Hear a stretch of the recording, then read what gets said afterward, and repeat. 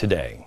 And here it is. The United States believes that negotiations should result in two states with permanent Palestinian borders with Israel, Jordan, and Egypt, and permanent Israeli borders with Palestine.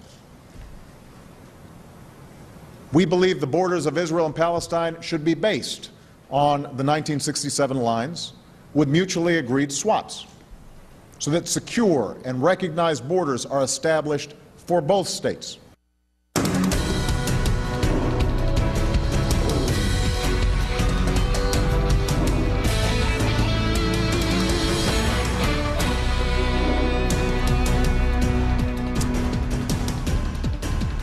Who needs Yasser Arafat when you have the President of the United States recommending that?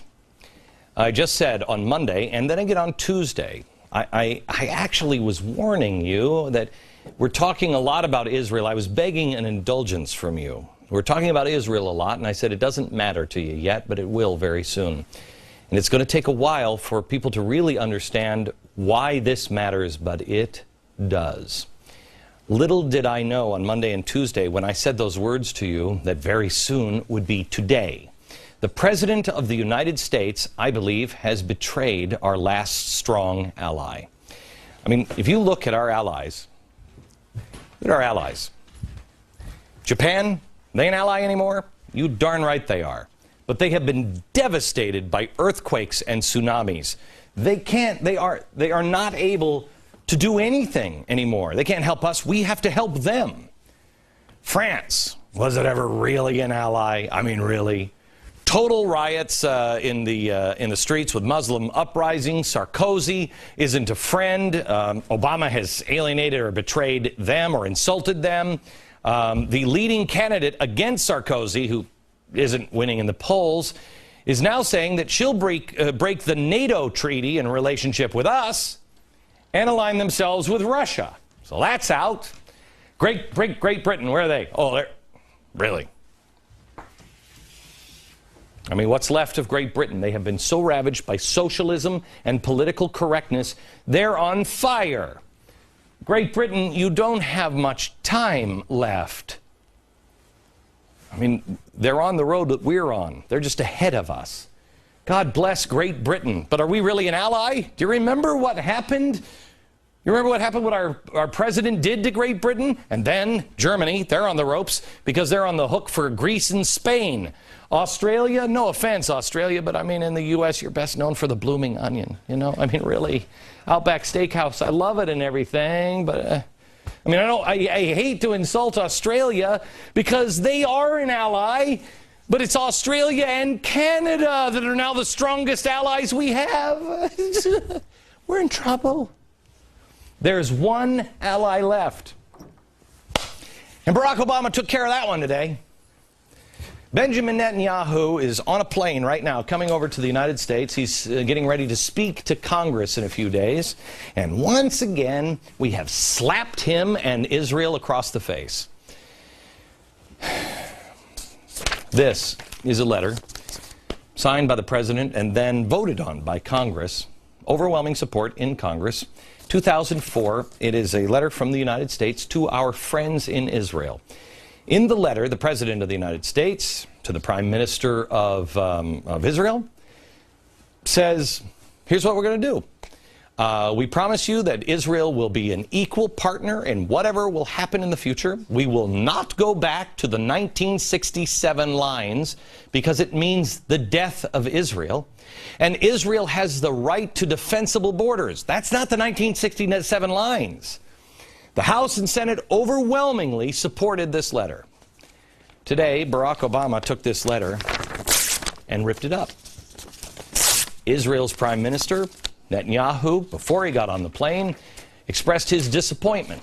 He said, quote, Israel believes that peace to endure between the Israelis and Palestinians, the viability of a Palestinian state cannot come at the expense of Israel's existence.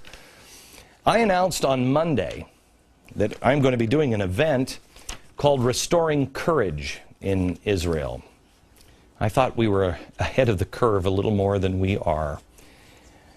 I think it's time to have the guts to look inside yourself and really, how do you feel about Jews and Israel? And are they our ally? Are they our friend? I thought we were ahead of the curve, but I think we're right on cue. The call to courage is not just about Israel. It's about what you really believe in. Do you believe in the Western way of life? Because if Israel falls, the Western way of life will fall. And that is not hyperbole. It is the keystone of the West. U.S. News and World Report ran this headline last night. I was in bed and I read this and I thought, what are they, out of their mind? Will Glenn Beck's Israel rally hurt U.S. foreign policy? I thought that's not even this is about. This is not about policy. This is about standing with the Jews and the Israelis and standing against evil. Little did I know today he would give a speech, the one he gave. I believe our foreign policy has, quite honestly, has done the opposite of what I thought we were doing. Will my event hurt foreign policy of the U.S.? I damn well hope so now.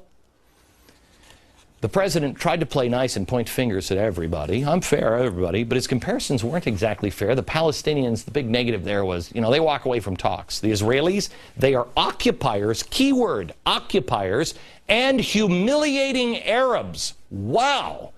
Sounds to me like somebody's a little upside down on the good and evil scale here. It's either the president or me. Occupiers. Colonialism. The key to understanding this president is colonialism. And if you understand this president, you will understand you are not like him. And it has nothing to do with the man's color. It has everything to do with colonialism. Let me give you a little history lesson here, and I apologize for the butchering of this history, but this is 1917. This is the Balfour Letter, November 2nd, 1917. It was signed with England. Basically, England at the time controlled Palestine. There it is, Transjordan, Palestine, the British Mandate of Palestine. There it was, went all the way over towards Iraq and Syria. That's what it looked like in 1920. Well, we were having a war. And through this document, the basic agreement was, you help us with the war, and we'll give you a piece of this homeland. And so it was. But as always, the world goes against its promises. There isn't a damn person in politics with honor from coast to coast or the four corners of the earth. Just a few years later, public opinion soured on the Zionists in Palestine. So in 1922, Winston Churchill ordered the funds to be cut, and he said no.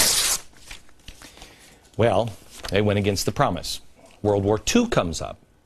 I believe it was Harry Truman that said, hello, I've got tape. Have you read this?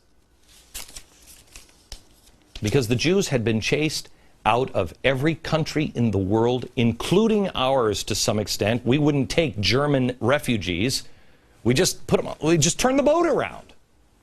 So it was Harry Truman against the State Department that tried to kill Harry Truman on this, that taped it back together and said, wait a minute, let's give them that worthless, oilless piece of land. Let the Jews have some sort of homeland. Nobody wants them.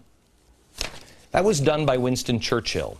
Isn't it interesting that it was this president whose grandfather was jailed by the British, boxed up a bust of Winston Churchill that was in the Oval Office when he first met the Prime Minister of Great Britain. When I signed that off and crossed Great Britain off of that board earlier in the program, and I said, Great Britain, please, they're on the ropes. They're also not an ally because we aren't making them an ally. We had a bust of Winston Churchill that was given to the American people to commemorate 9/11, to show solidarity, that we stand with you. The people of England said, we stand with you, America. There's the Prime Minister sitting with President Barack Obama, and he's like, hey, by the way, you can take that bus back. And the Prime Minister says, no, I mean, this is a gift for you. You can take this to your museum. He says, no. Hey, Tony, come on in and box that thing up and send it back. That didn't seem right then, but I didn't understand the infatuation that this president has with world change to stop the colonialists.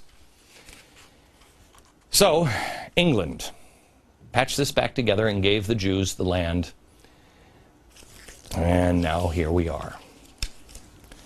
I told you last night that people who are anti-colonialist are going to make the same case that they're making against Israel. They'll make it against us. Remember, little Satan, Israel, great Satan, us. The Middle East is on fire, right? I told you last night that they would start to make this case about us. They would start to merge these two cases. Well, I want to show you something we found last night. It's a clip from International Answer, funded by George Soros and the Tides Foundation. Listen to one of their speakers on colonialism. Is that and this is something that makes the Israeli colonial settlement of Palestine more like that of the United States than South Africa, even while I maintain that they both have apartheid, different kinds of apartheid system, as did the United States.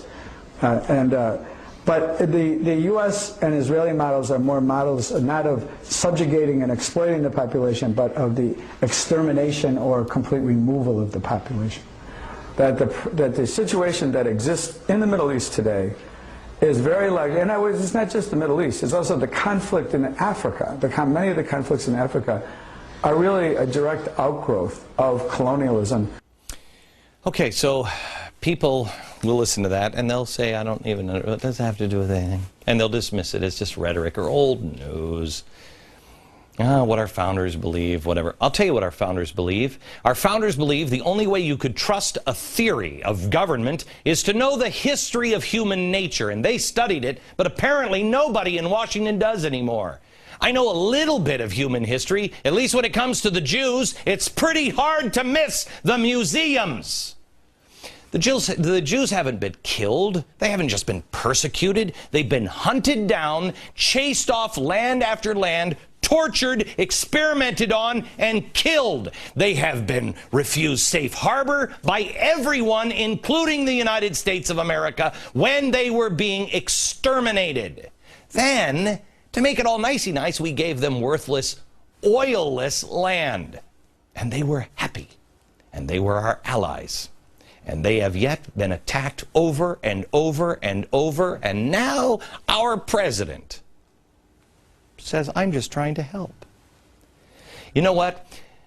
The old things like colonialism might live on with some people. It might be old news to you, but it lives on with some people. And the old hatred of Jews lives on as well. Do you even know what Nakba Day is? Because I didn't. I had no idea. I'm learning all kinds of stuff about Israel that I had no idea. Nakba Day. It's the day of catastrophe. That's what Nakba means, day of catastrophe. Palestinians celebrate Israeli Independence Day as Nakba Day. It's celebrated like this. This is how they celebrated Nakba Day in surrounding countries. It's like July 4th upside down. It's a celebration to them. Their television station caught this sweet old woman talking about Independence Day for Israel, otherwise known to her as Nakba Day. Listen to what she says. Watch. ال15 من ايار عام 48 بنتذكرها ليش بنتذكره ان شاء الله الله بنصرنا وبننسى هذاك الايام ان شاء الله بتدفنوها بايديكم وبتذبحوا اليهود بايديكم زي ما ذبحناهم في الخليل ان شاء الله بتذبحوهم اليهود ذبحوهم اهل الخليل وابي والله ذبحوا وجاب اواعي من عندهم وكسبوها. Isn't that great? Here she is. Nakba Day. Now I want to show you the airport. Put the airport in. Do you have it? There's the airport. Now you tell me, you can shoot a plane from a rooftop. How is anybody even going to, how do you secure this land for the Jews? Especially when you have over here, when you have Iran saying we're going to run them into the sea? How do you do that? How do you fly a plane into the airport? And they want these people, now, these people, also to take Jerusalem. Not all of it, but 1967 lines, the old part. Does anyone, first of all, believe that the old hatred will die? Do you think that lady who's talking about, yeah, I want you to massacre them, I want you to kill them with your own hands, you think that dies when they go, oh, we give you land? Oh, well, let's not massacre you. Does that happen? Let me tell you how this ends. It ends with the destruction of Israel. It ends with the end of the Western way of life. It is the keystone of the West. You do this, it inflames the Middle East, and I got news for you. Bill Kristol, make fun of me all you want. A caliphate is established. It is why Osama bin Laden said, take advantage of the Arab Spring. Did you hear the tape they just released? The last one he made, apparently. He said almost the same thing our president did. And our president expects you to believe that peace will happen if Jews just give up more land. Really? Take out the hate, will you? Let's look at things logistically for a second. How do you move 300,000 people from the West Bank? How do you move them, Mr. President? And you really believe if you bring Palestinians in and give them all of the homes and even the stuff of all the Jews, they're going to say, you know what, neighbor across the border, we're not going to massacre you. Let's put things into perspective. This is a picture that was taken in the West Bank. See that one? Remember this? You know what that is? Cookies. They were celebrating the death of this family. The brutal death of the Fogel family that no one else wanted to talk about. People from the Palestinian section of the West Bank went in and brutally killed this family in the middle of the night. A little baby, a mom, brutally killed. The Palestinian Authority will rule this land.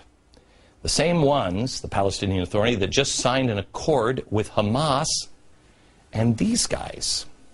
يؤتى بهم لفيفا إلى فلسطين ليكون الشرف لفلسطين وأهل فلسطين ومن ورائهم أمة الإسلام في القضاء على الشر المستطير لهذه الشرذمة من البشر مهما كان في الخليقة من وحوش كاسرة من طيور جارحة من زواحف مؤذية من حشرات ضارة من ميكروبات فتاكة خطرها أدنى بكثير من خطر Hezbollah, that's Hamas. Hezbollah is run by Iran. Remember, Iran says run the Jews into the sea and Israel has to be wiped off the map. They also say, quote, the Zionist regime is heading towards annihilation. Ahmadinejad says the Zionist regime is a rotten, dried tree that will once be eliminated by one storm. Or how about this super classic? By God's will, we will witness the destruction of this regime in the near future. Obama did say that Jerusalem will be dealt with separately, but he said going back to the 1967 borders. That assumes that East Jerusalem is now in the hands of the Palestinian Authority. Got it? That they'll take that and run with it. And when that happens, let me give you a list here of the holy sites that you will no longer be able to see again. If you go to Jerusalem, you won't be able to see the Church of the Holy Sepulchre. You won't be able to see the Western Wall, or the Mount of Olives, or the Garden of Gethsemane, or the Garden Tomb, or the Room of the Last Supper, or the Temple Mount. None of it. I told you 2 weeks ago that our faith is under attack. I told you that they would take our holy sites this week. This is not about Israel. This ends in the Middle East with chaos and death. How do I know? Well, recent history, that's how. I'll explain when we come back. 67 lines, which is insane. Let me ask you, if you reduce Israel, if you reduce anything in our country to an 8-mile strip, how do you defend that if everybody around you is screaming for your death? You can't. If we were dealing at a time where it was truly Arab Spring and we're like, hey, everybody's saying, let's just relax a little bit and get along, then you might want to wait just a few more minutes before throwing our only ally in the Middle East under a bus. But we don't have a stable situation in the Middle East. Israel is our friend. Why would you cut a deal that weakens the borders and security of Israel? and say, you got to work with your neighbors, when you have no idea what's going to end up here, no idea what's going to end up here. Do you know the Syrians? Are they stable? Are they going to be in there in 6 months, 6 weeks? What is Syria going to look like?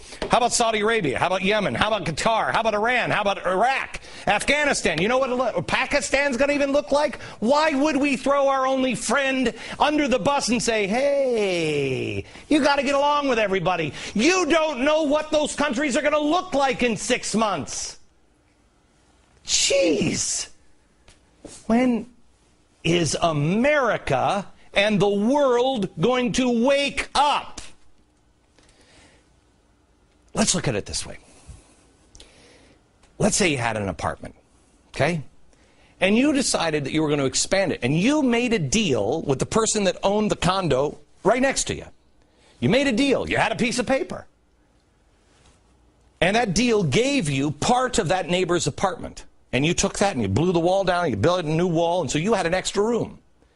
Well, the people that are living in that apartment, not the owners, the ones who are living there, now they hate you because you took that room.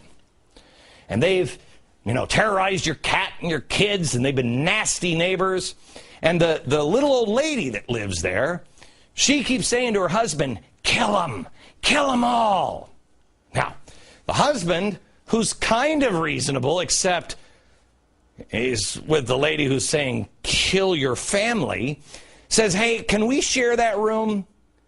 I don't think so. I don't think so. Look, we're just going to take off your front door, and we're just going to share that. We're just going to share that room. That'll be cool. Is the spooky lady who's saying, kill me, is she coming? Because I don't feel comfortable. No, you know what? No, I don't think so. Because you won't shut the lady up that's saying, kill my family. Remember the Arab Spring, when everybody was fawning over these pictures in Tahrir Square, everybody in the press, oh, this is great. And I was saying, no, it's not.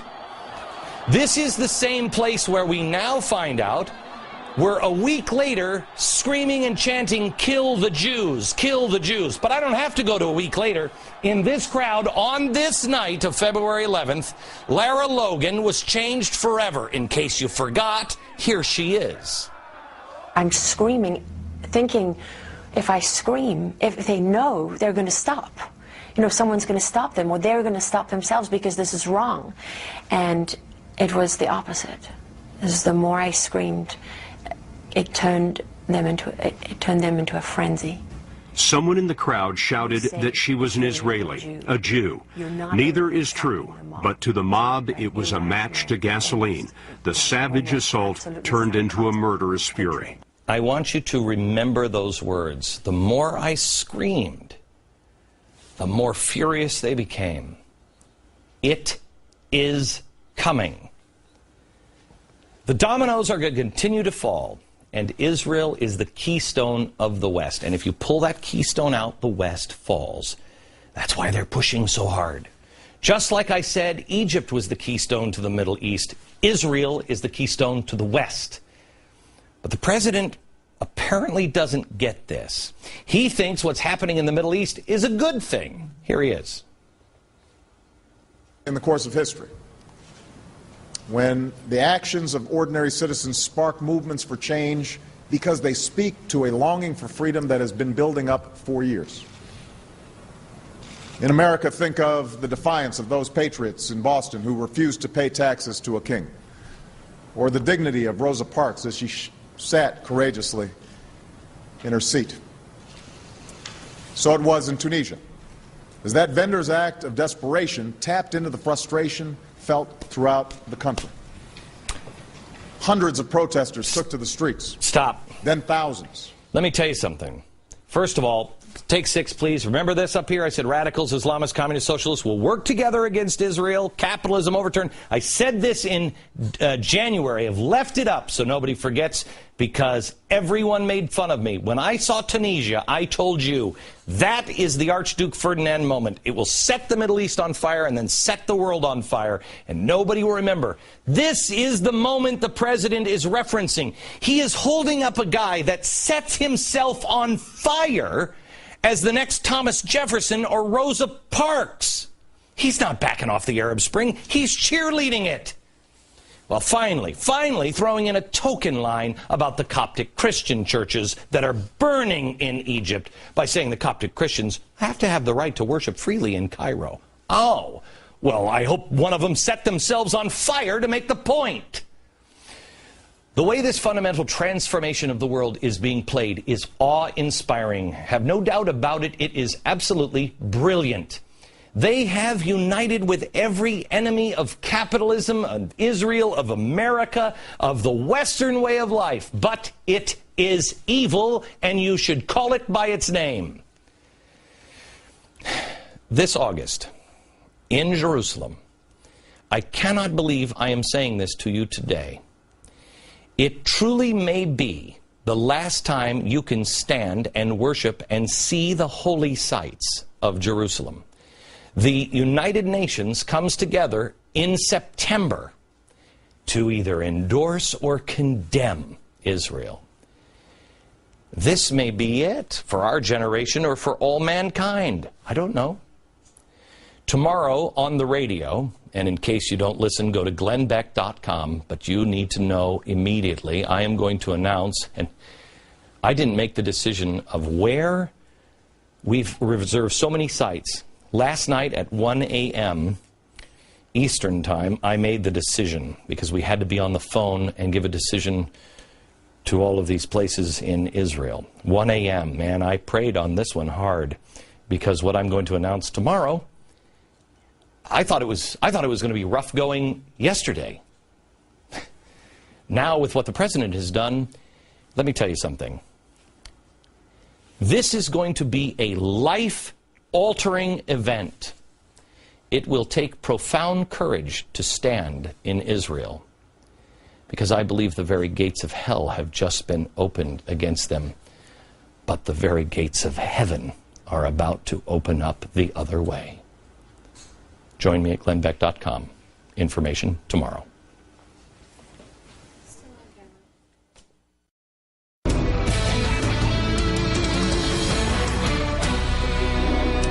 America, I remember when I was a kid, and I had a globe growing up, and it was in my room, and it said the USSR.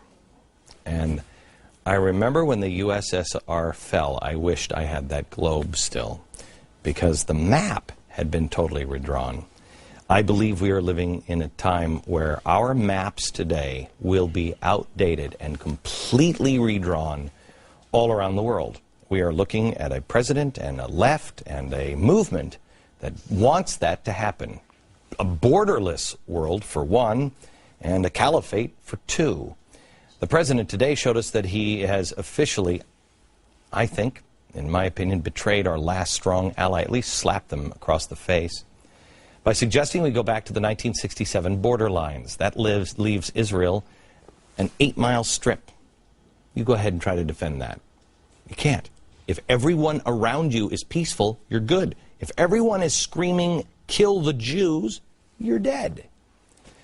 William Helmrich, he is the author of What Was I Thinking? He is a sociology professor, and we wanted to bring him in because I wanted you to help with this one thought. Do you really think that our president and this administration is so clueless that they have no idea what this means to our ally and to the rest of the world?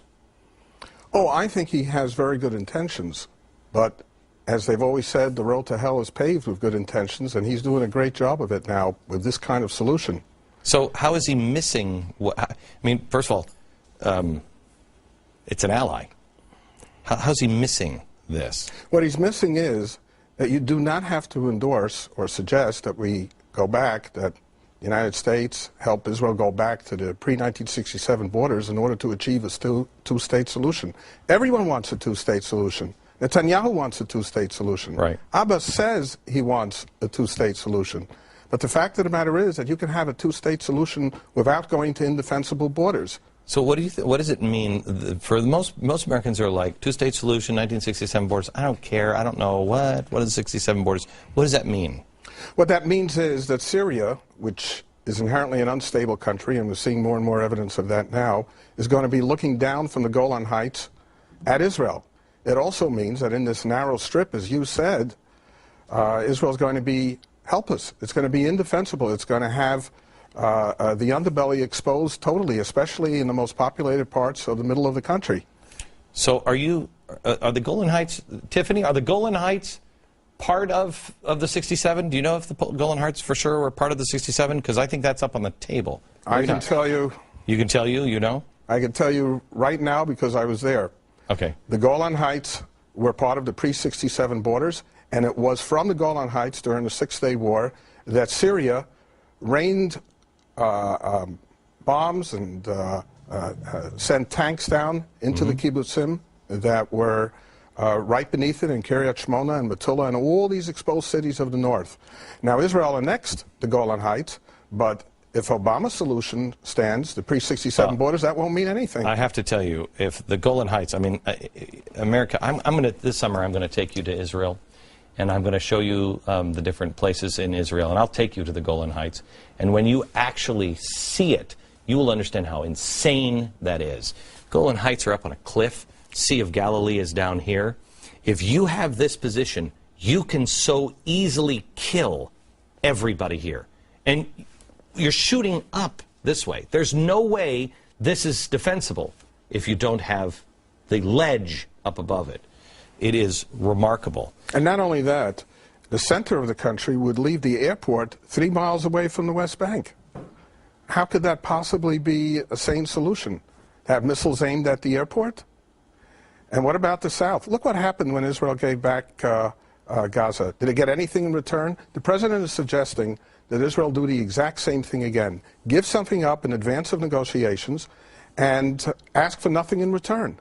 Now is not the time to do that. Why do you think the president asked for, made this speech today? It wasn't scheduled, it wasn't announced, it wasn't scheduled, it wasn't part of anything until Benjamin Netanyahu asked to speak in front of Congress on Monday. You answered the question. He wants to preempt Netanyahu. He wants to put Netanyahu on the defensive. So tell me how a friend and ally does that. Well, I think that one of the problems is that he has come to believe the publicity that surrounds him, that he is a revolutionary, and that revolutionaries often feel they don't have to abide by the general rules that we play by. And so, in his opinion, he can go ahead and do this. He can go ahead and cross a red line that no previous president, Democratic or Republican, has crossed, and say, let's go back to the pre-67 lines. Nobody has said that. Do you know what that means to the Arab world? Once he says we could go back to the pre-67 lines, it basically emboldens all the people. And this coming on the heels of an alliance between Hamas and the Palestinian Authority, it's a recipe for disaster. So what does this do? Help me with the idea. Do we have time? Should we take a quick break? Okay, let me take a break here. We'll be right back. When we come back. William Helmrich is the society professor and author of What Was I Thinking, which I think is the appropriate title for what is President Obama thinking? We were talking in the break about, in your book, you talk about taking the easy way out. And you think that's what Obama was doing. I think that I think he's misguided in what he's doing. I don't think his intentions are necessarily bad, but I think that he's looking for an easy way out of the solution. He sees the entire Arab world afire, and he's looking for something that he can do that will placate them. But this is not the answer. This is not what's going to help. What this does is it emboldens people who seek Israel's destruction. For example, what is Bashar al-Assad thinking now? What is he thinking, Bashar? Is he thinking, oh, I sent people across the border on Sunday, they created a provocation, and now the president says, yes, let's go back to the pre-67 borders. It's almost as though he's being rewarded for what he did. And we all know he's trying to deflect attention from his collapsing regime. You see the beginning of the show where Lara Logan from CBS was talking, and she said, the more I screamed, I thought if I would scream, they would stop. But the more I screamed, the more incensed they became.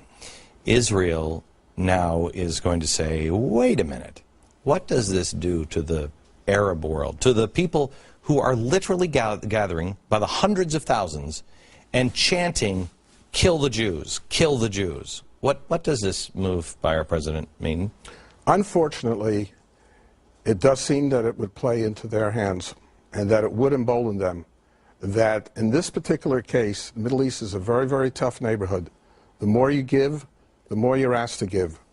When I interviewed Dr. Abdel Rantisi for a film a number of years ago, who was the previous head of Hamas, I asked him, would you be satisfied if Israel went back to the pre-1967 borders? The very question we're discussing today. His answer was, no, I will not be satisfied with that because my home is in Ashkelon. Ashkelon is a city that's not far from Tel Aviv. It's a major city, and it's part of pre-1967 borders. You mean part of it or prior to? I mean, It was there in 1948. It was there before the Six-Day War in 1967. Now, there are elements within the Palestinian community who genuinely want peace, but he needs to empower those people, not to empower people who say that you give something away without negotiating it, that you say, okay, we'll return to the 1967 borders and don't ask for anything in return. Is it possible for Israel to negotiate the 67 borders when the side that it's dealing with does not even express willingness to recognize its existence? Thank you, Doctor. Appreciate it. You're welcome. Back in a minute.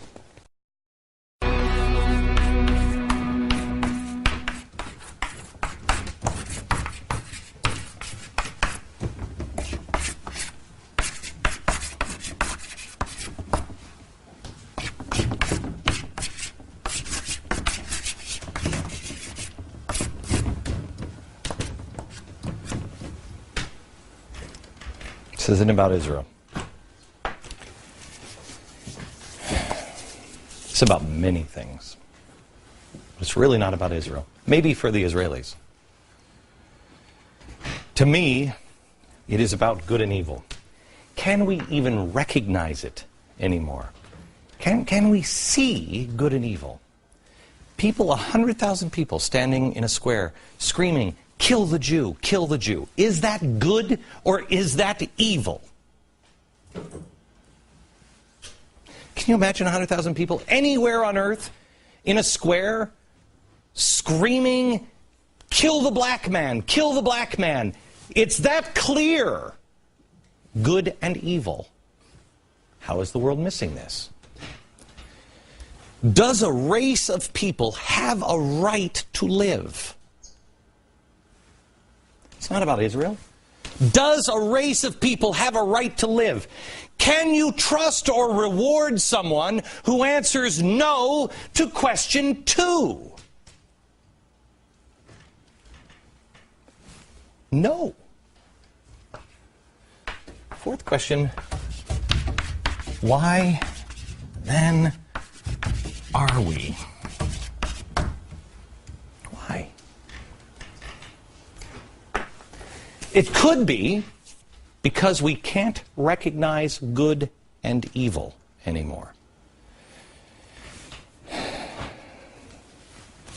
In 1933, a lot of people dismissed and talked about the German new spring in Germany. No. No. Does a race of people have a right to live? The answer is yes. Answer it yourself. Tomorrow. Duffers is leaving this program. Brandon Ricci. He is leaving to go to officer school in the military. He has served us well, and I know he will serve our country in a fine and dignified and honorable way. From New York, good night, America.